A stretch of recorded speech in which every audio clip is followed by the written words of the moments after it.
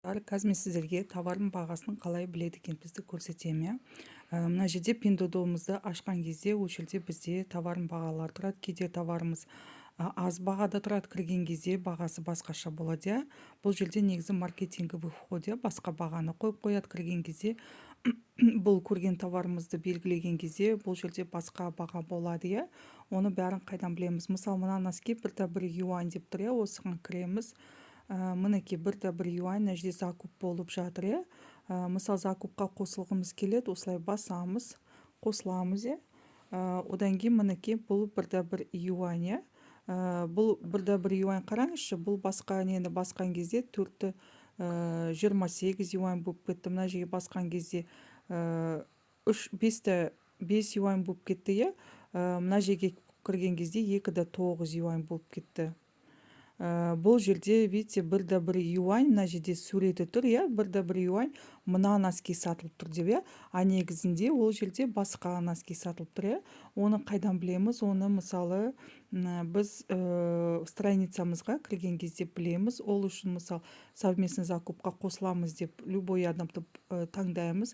Одан кейін мына жерде мінекей осындай қытайша жазулар бар. Бұл жерде мысалы 3 деп тұрған 3 пара. 3 пара, значит, мына жерде 5 юань. Мына жерде 1 парасы 2,9 юань. Мына жерде 2-і 4,28. А 1 юань деген бұл бізде мінекей осындай носки. Ертең заказ беріп атқан кезде сіздер ана носки заказ берді, маған басқа носки келді деп, ертең кейбіреулер болады. Мен анже басқа зат заказ беріп едім, маған басқа зат заказ берді деп айтып атады. Сондықтан әр қытайша жазуды басып, суреттерін қарап, перевод жасып, мұқият қараңыздар. Мысалы, мына жерде оттың бағасы деген бұл носки күшті алынып жатыр деген сөз. Мінекей қараңыздар, мына жерде міне осындай носки 5 юаньмен сатылып жатыр.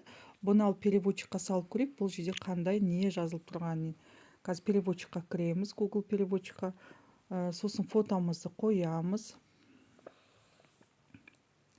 Мінекей фотомызды қоямыз. Бұл жерде мынаның үстінен басып қалсақ, холодный и теплый дейді. 3 пары дейді. Тест на цвет кожи 3 пары дейді. Бұл жерде мынандай мінекей 3 пары бежевый цветтен 3 пары сатылады. Ол 5 юаньнан. Мінекей мына жерде 2 штуктан көп алса 50% скидка дейді. Каждый мысалы қытайша жазуларды басып, мінекей былай істеп, былай істеуге де болады. Мысалы 3 пара дейді, холодный и теплый дейді, бежевый и черныйдан 3 пара дейді. Одан кейін мынау екіншісі, мысалы каждый Қытайдың үстінен жай ғана, Қытай сөзінің үстінен жай ғана бүйтіп алсаңыз, переводы шығалады. Холодный и теплый цвет бір парадан дейді. Одан кейін мұны лето дейді, теплый цвет. Бұл жерде летний носки. Мына жерде мұны холодный бір парадан, мысалы холодный, черный, бежевый цвет. Мына жерде холодный и теплый цвет 3 парадан. Солай мысалы переводқа салып көруге болады. Одан кейін бізде мына жерде мысалы 1 юань дейді, 1 юань. Кей кезде сіздер Каспий Алипеймен төлесе, ол 1 юань алынады. Ал егер Каспий Голдпен төлесеңіздер, ол кезде өзінің проценті үстінен алынады. Оны қайдан білеміз? Оны мына 1 юаньның үстінен басамыз. Содан кейін мына жерде любой немізді, мысалы 1 юаньды басайық, осы затымызды алғым келеді. Одан кейін тағы да астына қызылды басамыз 1 юань деп. Мына Алипей емес, біз қазір Каспий Голдпен төлейміз. Маған Алипей шығып жатыр. Артқа қарай басып, мына серый цветті баса салыңыздар болады.